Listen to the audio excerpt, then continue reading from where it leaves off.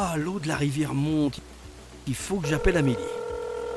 Allô Amélie, on va être inondé. Tu peux pas faire quelque chose?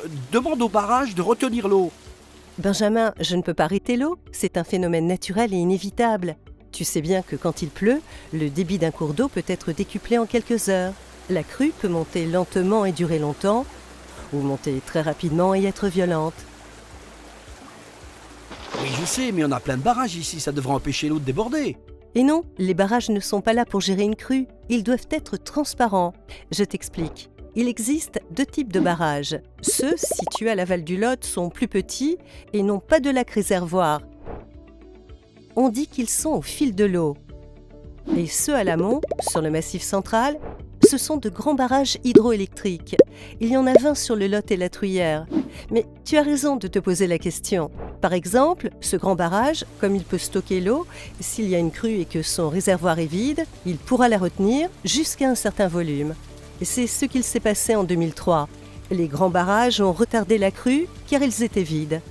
D'accord, mais s'il est déjà plein? Eh bien, si on atteint le seuil maximal de stockage, les grands barrages deviennent transparents. La quantité d'eau entrante est la même que celle qui sort par les évacuateurs de crue. Leur rôle n'est pas de réguler une crue, ils sont faits pour ne pas l'aggraver. Donc, ils mesurent le débit pour restituer la bonne quantité d'eau et éviter d'inonder l'amont comme l'aval? Oui, le barrage est surveillé 7 jours sur 7 et 24 heures sur 24 par des personnes habilitées à sa gestion en période de crue.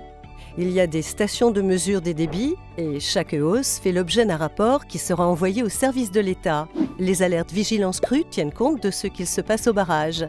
Ça permet d'adapter la gestion de crise au niveau local.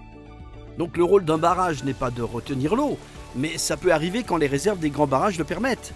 Et si j'ai bien compris, les lâcher, c'est juste l'eau qui transite comme si le barrage n'existait pas une fois que les réservoirs sont pleins. Ah, je commence à comprendre, merci. Exactement. Maintenant, mets-toi à l'abri.